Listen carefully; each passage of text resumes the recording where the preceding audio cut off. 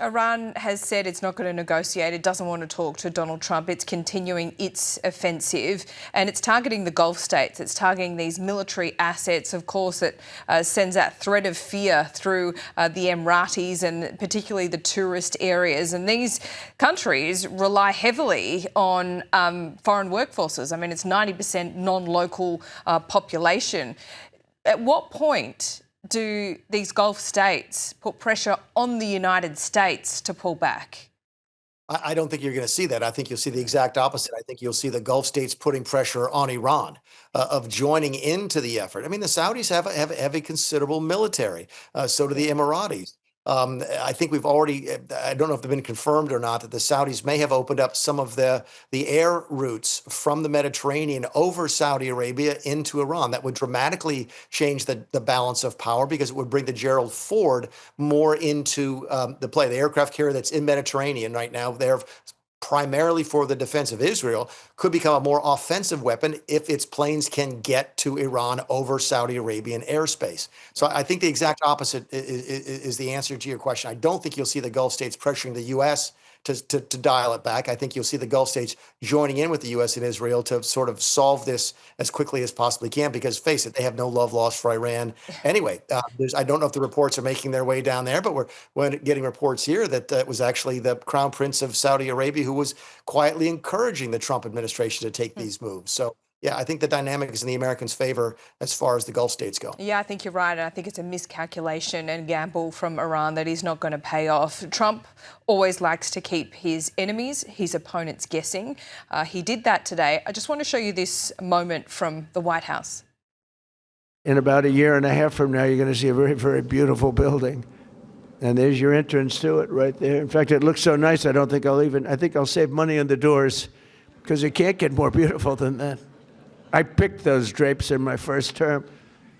I always like gold, but I think we can save a lot of money. I just saved curtains, but and it'll be spectacular. It'll be the most beautiful ballroom. I believe it because I built many a ballroom. I believe it's going to be the most beautiful ballroom anywhere in the world.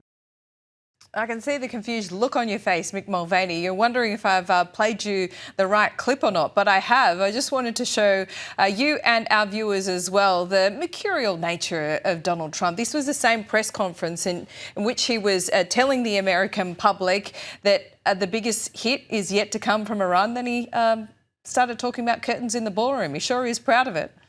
Yeah, and I was thinking actually something different when I saw that video, which is an interesting part of our American history. There was a time during the end of the Cold War where Ronald Reagan supposedly went on the radio, and he did know he had an open mic and said something along the lines of, "Oh, and by the way, Congress has outlawed the Soviet Union. The bombing begins in 5 minutes." And the commentary here was that Reagan was slipping as he got older and so forth, and that he was not mentally capable and all those things. But many years on, when the books were written about his presidency, it was written that he did that on purpose in order to sort of keep the Russians guessing as to what his mental state was and so forth. So Donald Trump is strategically ambiguous. There is no question about that. So was that on purpose? Was it just him sort of wandering off in another topic? It's hard to say, but I know him and it's hard to say. And you can imagine what the Iranians must be thinking. Let's quickly talk about the MAGA base because this is not entirely popular, this move from the Trump administration, but it all depends on how long it takes. I think that politically folks are giving him the benefit of the doubt now. The bombing is unpopular. There's no question about it yet, but it hasn't really filtered through into overall approval ratings for either the president or his party because it's just too soon. If this turns out to be short-term, focused, and successful, then I clearly think that the Republican base especially will stay with president, as will many swing voters. Look, we would all love to have a world where Iran is a member of the family of leading countries of the world and not a state sponsor of terrorism. That is an unambiguously good thing, and the president could reap benefits from it if it goes his way.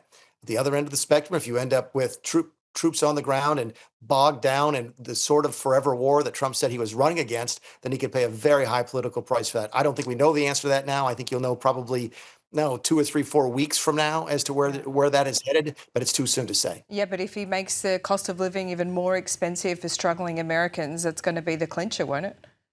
Yeah, and you're what, 6 months out, I guess, 6 months this week from the Yeah. midterm. So yeah, they're not going to have much time to turn around. Keep in mind, and how many times we've talked about this. Americans are interested in geopolitics, but they don't vote based upon geopolitics. So if they're having a bad local economy, it doesn't make any difference how successful the president is overseas. He will pay a price politically.